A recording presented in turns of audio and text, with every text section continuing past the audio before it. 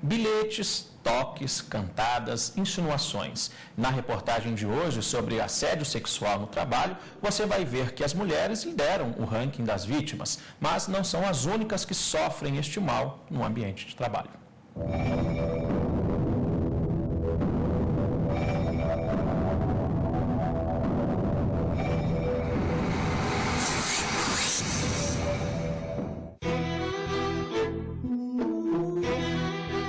De um olhar malicioso a toques inesperados, de desejos inusitados até o assédio sexual, a linha pode ser tênue. É natural, aliás, que no ambiente de trabalho existam envolvimentos entre os colegas de trabalho. É natural que existam investidas, que existam paqueras. Agora, a partir do instante em que surge o constrangimento, a partir do instante em que há quebra da harmonia, aí sim se estará diante de uma situação de assédio sexual. E as mulheres ainda são as principais vítimas. Em todo o mundo, 52% das trabalhadoras já sofreram assédio sexual, segundo a Organização Internacional do Trabalho, OIT. Para a secretária de Políticas do Trabalho e Autonomia Econômica das Mulheres da Presidência da República, este número é resultado de uma cultura machista. A sociedade brasileira, como ainda do ponto de vista internacional, considera que as mulheres praticamente, na grande maioria das vezes, deveriam estar disponíveis sexualmente para os homens. Isso acontece na relação de trabalho, isso acontece nas relações sociais, isso acontece quando a gente caminha na rua. Mas será que algumas profissionais sofrem mais assédio do que outras? Embora não existam estudos que comprovem o fato, enfermeiras e secretárias parecem ser as preferidas pelos assediadores. Quando eu estava preparando medicação no posto de enfermagem, eu sofri assédio, tipo, o médico chegava, passava a mão no cabelo. Minha profissão tem muito preconceito formado, né?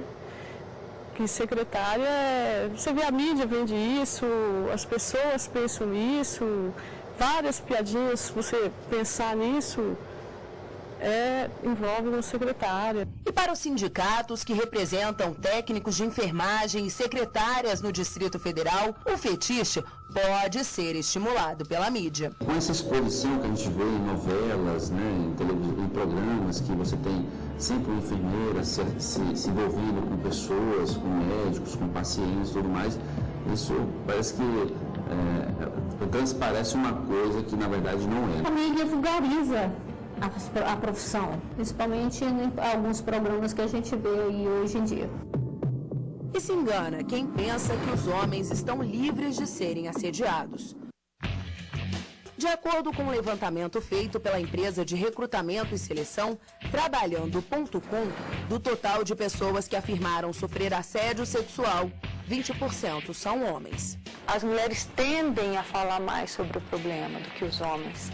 Então, eu acho que esses dados eles sempre vão estar aquém da realidade. Uma situação que ocorre com frequência, mas de maneira silenciosa. Poucas vezes chega aos tribunais em forma de denúncia. Não ir para a cama a pedido de uma mulher é culturalmente vergonhoso para o homem. Né? Se você recusa a cantada de um homem, você está sendo uma mulher honesta, virtuosa. Se a mulher, se o homem recusa a cantada da mulher, é gay. Mas em Brasília, no ano de 2009, um homem decidiu não se calar diante do assédio sexual. Um caso inédito, até então, na Justiça Trabalhista da 10ª Região. Ele trabalhava à época num almoxerifado e ela entrava nesse almoxerifado e o assediava diariamente. E ele negava e muitas vezes ouvia dela. Se você contar para alguém, você está na rua, você está demitido. O advogado conta que o cliente dele chegou a adoecer por causa do assédio sexual. Estava muito fragilizado, inclusive doente, ele desenvolveu síndrome do pânico. Então ele se internava várias vezes, ele se afastava do trabalho em função disso, e para ele era um alívio se afastar do trabalho. Na sentença da Justiça do Trabalho da 10ª Região, os relatos da testemunha de defesa do trabalhador. Eu já vi a senhora Ana Maria mordendo as costas dele, alisando as costas dele, mas ele não era uma pessoa acostumada a dar intimidades. Uma testemunha que, inclusive, ainda trabalhava na empresa quando da audiência de instrução e julgamento. E não teve medo de ir lá e relatar o que ela tinha visto. No TRT-10, a empresa onde o homem trabalhava foi condenada por assédio sexual. Por meio da sentença, nós conseguimos a rescisão direta, ela foi reconhecida, ele recebeu todos os direitos dele e foi reconhecido, inclusive, a indenização pelo assédio sexual. E a Justiça Trabalhista não analisa apenas situações de assédio sexual de homens para mulheres e de mulheres para homens. Ela também julga casos de assédio sexual entre pessoas do mesmo sexo. O normal é homem assediando funcionária, uma colega de trabalho. Mas pode existir o inverso, uma mulher assediando um homem ou até mesmo do mesmo sexo. Esta juíza do trabalho julgou recentemente um processo em que um encarregado de uma empresa no Tocantins queria ridicularizar a opção sexual do subordinado, mas as atitudes dele contra o trabalhador acabaram promovendo o assédio sexual. Ele dava uns tapinhos no reclamante dizendo que ia pegar um dia, que ele era viadinho, ou boiola, ou baitola, todos esses nomes que se dá à pessoa que tem uma sexualidade diferenciada, o encarregado utilizava. E foi a prova, foi dos colegas que viam o encarregado assediado sexualmente. Na decisão, a magistrada considerou o assédio sexual e determinou que a empresa indenizasse o trabalhador assediado por danos morais. O caráter pedagógico ele tem que servir para o assediador.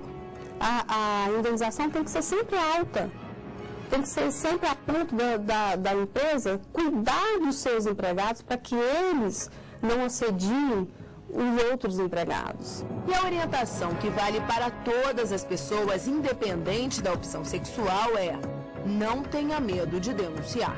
Eu acho que é imprescindível. Eu acho que a medida certa seria a vítima não se calar. Quase todos os casos de assédio sexual, eles correm em segredo de justiça. Para a segurança das partes, para a segurança das testemunhas.